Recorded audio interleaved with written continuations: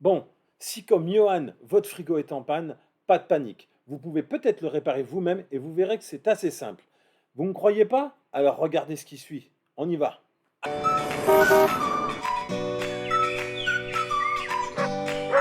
Hello. Alors, pour rechercher la panne sur votre frigo, il va d'abord falloir taper la marque de votre frigo et la référence, le modèle de votre frigo juste à côté. Et vous mettez code défaut. Ça va donc vous donner des éventuelles pistes. En général, prenez la première, c'est peut-être la plus fiable. Donc là, vous voyez, je vais cliquer sur la première. Et là, ça me donne le tableau de bord que j'ai sur mon frigo, celui qu'on a sur la face avant, comme vous allez le voir sur la vidéo tout à l'heure. Donc il y a une manipulation à faire, ça vous explique où est-ce qu'il faut appuyer. Donc là notamment il faut appuyer sur Vacation et Power Freeze, les deux boutons qui sont en haut de chaque côté pendant au moins 5 secondes. Et une fois que vous avez appuyé sur ces boutons-là, ici, de chaque côté, il y a des barrettes qui vont s'allumer. Elles vont s'allumer en haut, en bas, sur les côtés, une seule, deux.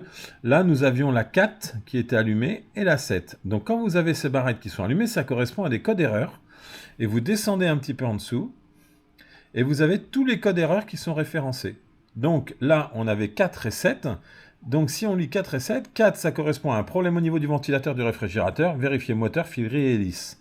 Et ensuite le 7, problème de dégivrage du réfrigérateur, vérifier le système de production de froid et de dégivrage du réfrigérateur, résistance et fusible. Alors là, qu'est-ce qu'on a fait? Nous, dans le cas de ce frigidaire-là, on a commandé carrément toutes les pièces. C'est-à-dire qu'on a commandé un moteur de ventilateur, on a commandé un système de dégivrage, on a commandé la sonde et la résistance, le fusible et la résistance. Comme ça, on a au moins tout l'équipement. Alors, il faut savoir que là, par exemple, tous ces produits-là ont coûté 95 € avec les frais de port.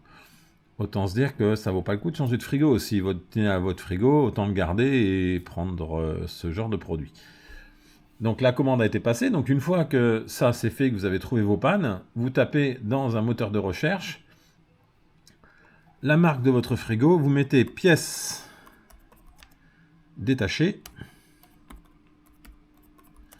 et vous tapez Samsung RS 55. Et là, vous allez avoir tout un tas de sites. Donc nous, on est allé sur Fixpart, qui avait toutes les pièces. Il y a SOS Accessoires qui fonctionne très bien aussi, ou encore ADPM. ADPM marche très bien aussi, SEM Boutique. Enfin, vous voyez, il y en a toute une liste. Moi, j'ai pris le premier. Tout d'abord, vous allez devoir retirer la vis qui était tout en haut de cette vitre glacée qui renferme les ampoules. Ensuite, le petit capuchon en inox, là, il va falloir le retirer aussi. Les vis qui sont de chaque côté, en haut, au milieu, et après ici et de l'autre côté en face. Tout en bas, vous avez également deux vis qu'il faudra retirer. Ensuite, tranquillement, il faudra retirer ce plastique. C'est des agrafes de chaque côté. Vous avez juste à tirer. On a le petit thermostat qui se trouve juste ici, qui sert pour le dégivrage, qu'il faut enlever de son capuchon et changer. Le filet jaune, c'est facile à reconnaître. Ensuite, il y aura cette sécurité qui est un fusible qu'il faudra retirer. Elle ressemble à celui qui est dans le pochon qui est ici. Alors, vous ne pouvez pas vous tromper, puisque quand vous démontez en fait les différents éléments, ils ont tous les mêmes couleurs, tous les mêmes formes. Donc, il suffit juste d'observer, de prendre son temps, et vous verrez que vous ne pouvez pas brancher un truc à la place d'un autre. Il faut juste bien observer vos fils au fur et à mesure que vous les changez. Et cette grille-là qui fait le froid avec les serpentins en inox, il y a juste à la dégrafer en tirant délicatement vers vous. Ensuite, là, le thermostat de dégivrage qui est fixé donc sur l'arrivée du gaz fréon. Alors, ça ne doit pas être du fréon, hein, c'est les nouveaux gaz maintenant. Il suffit juste de le renfermer dedans et de refermer la capsule et de le refixer sur le tuyau. Et ensuite, vous mettez deux Rexon pour fixer le câble proprement sur la grille pour pas que ça bouge. Et voilà, et vous avez vu, on a juste à rebrancher, ça se rebranche facilement. Ensuite, on va changer ça, qui est un fusible de sécurité. Donc, il est facile à débrancher, hein, vous le passez par derrière, tranquillement. Vous avez une petite fiche avec deux broches que vous tirez délicatement en appuyant sur le côté gauche. Vous verrez, il y a une petite barrette sur laquelle il faut appuyer. Et ça se retire assez facilement. Vous le changez par le même modèle, il n'y a aucune erreur possible. C'est vraiment quelque chose de très très simple. Il faut seulement prendre son temps et observer. Vous voyez, c'est exactement les deux mêmes modèles. Donc il n'y a pas de possibilité de se tromper.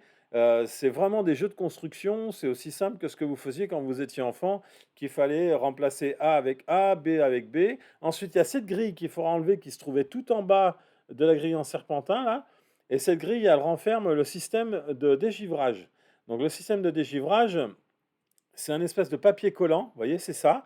J'ai enlevé l'anticollant dessus pour pouvoir la coller sur la plaque en métal que je viens de vous montrer. Il faudra la reglisser donc là où je vous montre tout en bas, en dessous de la grille, et bien refixer la grille contre la paroi avec les petits clips. Vérifiez que tout est bien branché pour être tranquille et faire repartir votre frigo. Et ensuite, on va changer ensemble le moteur de ventilateur. Alors, il y a toutes les vis autour là qu'il va falloir dévisser, défaire tranquillement. Alors attention, hein, certaines sont peut-être rouillées. Si c'est le cas, eh ben, essayez de faire comme vous pouvez avec une pince ou une chose comme ça.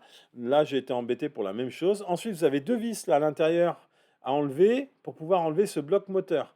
Dedans, vous avez le moteur à hélice qui s'y trouve. Donc, comme je vous l'ai expliqué tout à l'heure en début de vidéo, on avait décidé de changer tout ce qui était informé par l'alarme.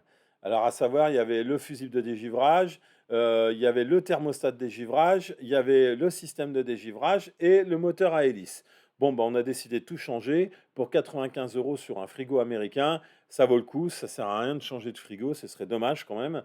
Donc là, ben, je dévisse tranquillement la capsule qui renferme le moteur de l'hélice. Donc l'hélice, elle sert en fait sur les frigos américains, c'est des froids qui sont ventilés et diffusés. Donc il faut absolument avoir le ventilateur en fonction. Et si le ventilateur n'est pas en fonction, ça déclenche automatiquement une sécurité et ça met le frigo en panne. Donc là, la capsule, une fois qu'elle est défaite, vous tournez d'un quart pour la retirer. Hop, clac, vous allez voir. Ah bah, j'essaye d'enlever la vis, mais c'est pas facile. On tourne d'un quart, hop, et on le retire tranquillement. Voilà. On défait les fils, surtout délicatement, dans les espèces d'encoches qui servent à le tenir proprement. Et puis, on va tranquillement décapsuler le moteur pour le sortir. Voilà.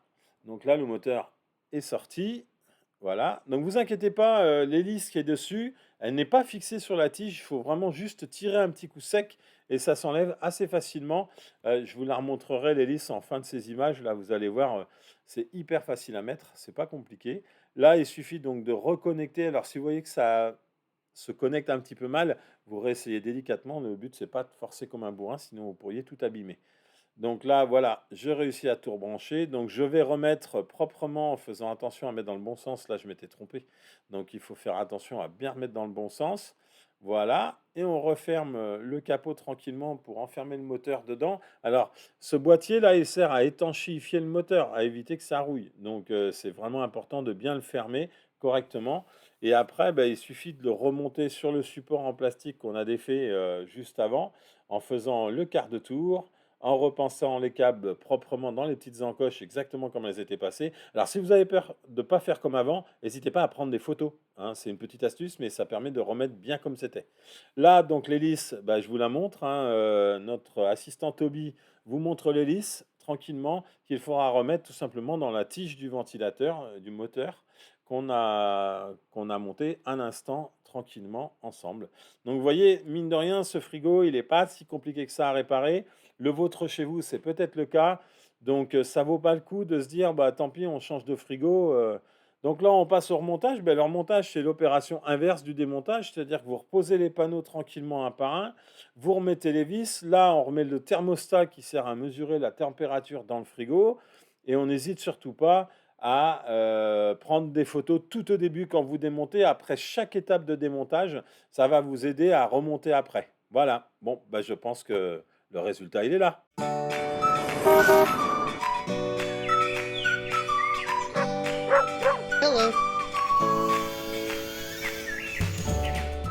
Ça tourne. Donc là, je mets la vidéo en route. Et toi, quand tu ouvres ton frigo, tu es totalement en panique. Tu vois que le frigo, il est HS, quoi. Des putain, ma bouteille de whisky à 300 balles, je peux.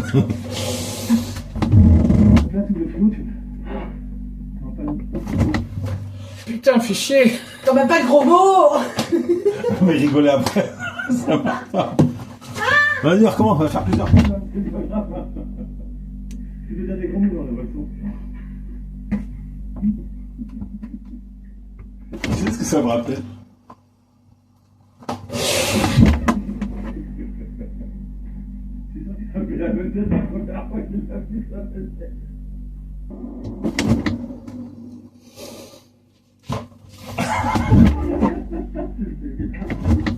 Bon, je vais voir si c'était bien cadré, sinon on pourra tout recommencer.